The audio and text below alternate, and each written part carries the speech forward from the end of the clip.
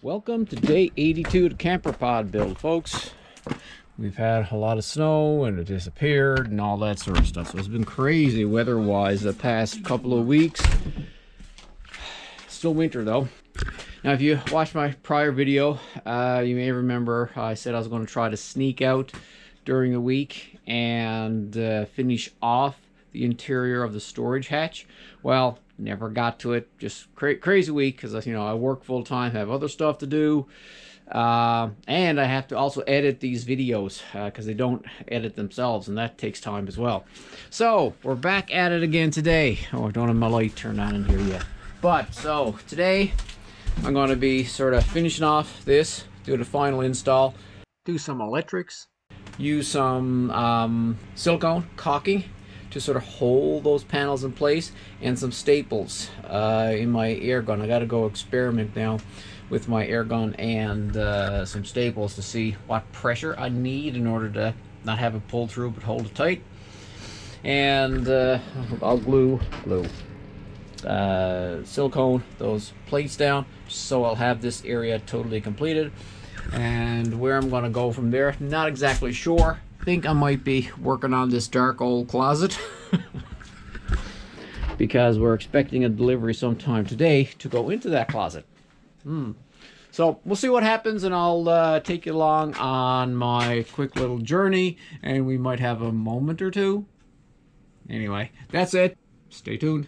It's amazing how you think that something, you know, is going to be straightforward, and it's not. Well, this piece was easy to do, just to cover over the edge right there, and then that morphed into making this piece for here, as well as this piece to go in here.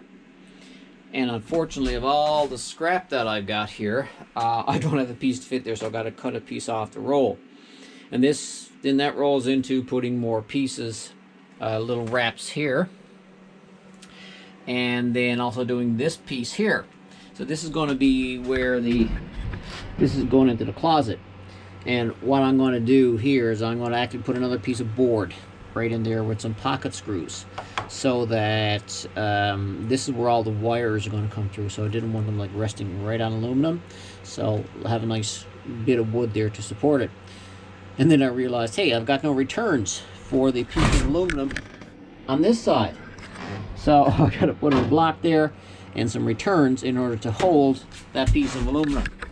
Yeah, and I'm not even going to talk about the closet. Myself and my wife were talking about there, and some stuff that got to be done where we put in the bracketry here for the roll door. That impacted something that we're going to do down there, so we got to make some modifications. Anyway, things are getting complicated, but on a small scale, not complicated on a large scale. So anyway, I'll just continue and just probably finish this area first, and then I'll end up doing this last rather than do this first and do the complicated area last. Yeah, so that's the thing about a custom build. You can only think ahead so far, and then when you get at it and you make changes, then you may not incorporate those changes into the original plan, or forget about it to do it, but then you got to do it. Apologize for that little outburst. I'm just getting a little overwhelmed with all the little bits and the intricacies and how they all match up together. I just had a moment. So I'm back at it now, a little bit clearer head. Got to sort of sketch out in my mind the next steps. And the first piece is I'm going to put some holes in this with the Craig jig and then install this. This is going to be in the lower portion of the cupboard. No, what do we call that? Cabinet, cupboard, closet. There we go, the closet. Just so that I can run the wires through this, as I said earlier, and not have it hang up on the aluminum. Give it a little bit of protection and a little bit of sturdiness.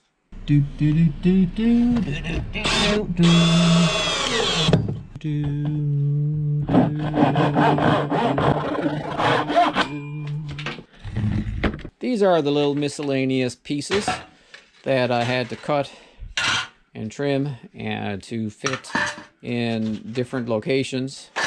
So got them all done now.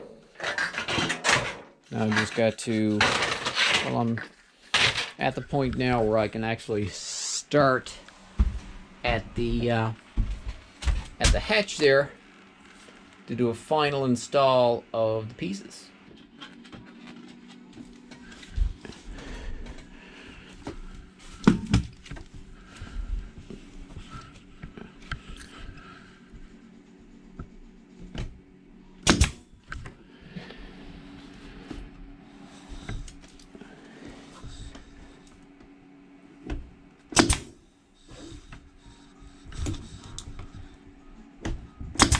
Well, that went pretty quick.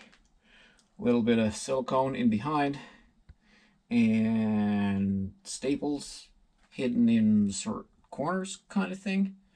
Looks pretty good, even that piece there.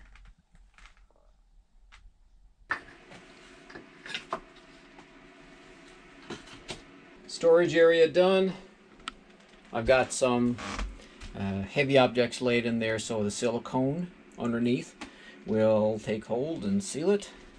And I've got that little piece done in there, and I've got this mostly done here. I don't have that piece done right there yet because I gotta cut a fresh piece, so I'll probably do that next time I'm cutting aluminum. I think it looks pretty good. The staples, just to show you the staples, you can see, you might be able to see, yeah, you see one right there.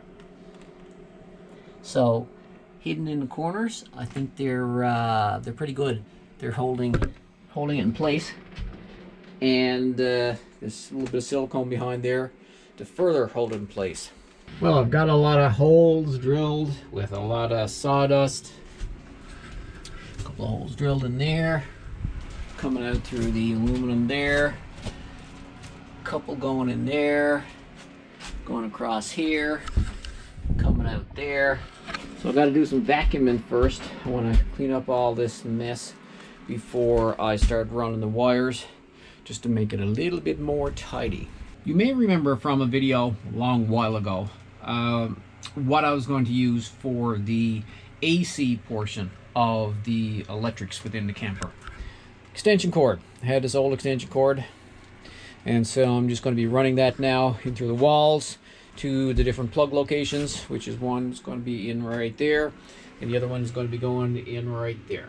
Oh, and I'm also going to be using this 3/8 polyethylene split loom wire protector, just to run both this wire as well as my AC wires in any location where they're going to be, I guess, out in the open rather than stuck in the walls.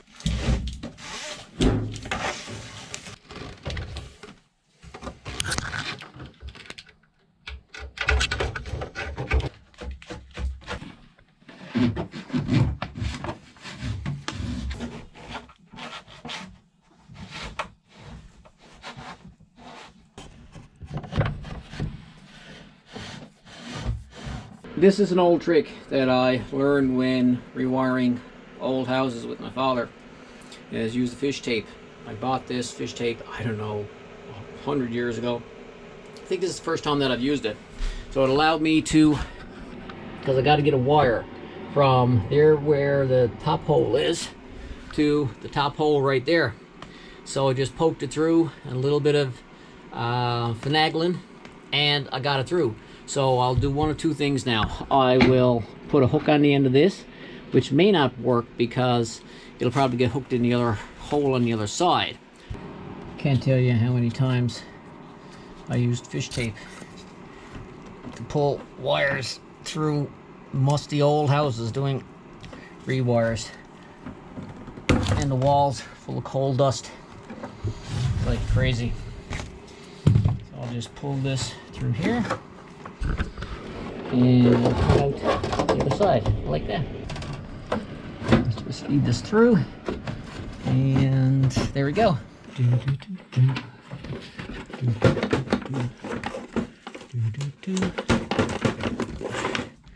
we go.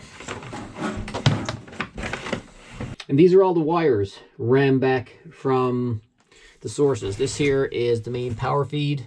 This here goes back to the box as well. This is AC, and this is the AC going over for the plug at the end of the counter. I notch this here so that'll tuck in out of the way. I might put a couple of light staples in there just to hold them in place before I do this over with some sort of material. Not quite sure if it's going to be aluminum or if it's going to be plastic. That's a wrap for day 82 of the camper pod build. I installed some aluminum there. I've got all the wires run. That'll go up to there for the AC and the DC. And I've got those will be tacked up out of the way later. And we got out here that heavy 8 gauge is for the main DC. And I've got my 2 AC wires here. Everything comes into my closet behind the fake wall that I put in, all gone up here, and I've got them all marked. Pretty big job. It doesn't seem like much, but figuring out trying to get it in through the walls and that sort of stuff is a bit of a pain, but it's all done. I got 2 more circuits to run, and that's for the DC for the fridge and the DC for the in the wet room and the porch. Other than that, that'd be it for the electrics, I think. So, that's it, folks. End of day 82 for the camper pod build. Thanks for watching, and I'll see you in the next video.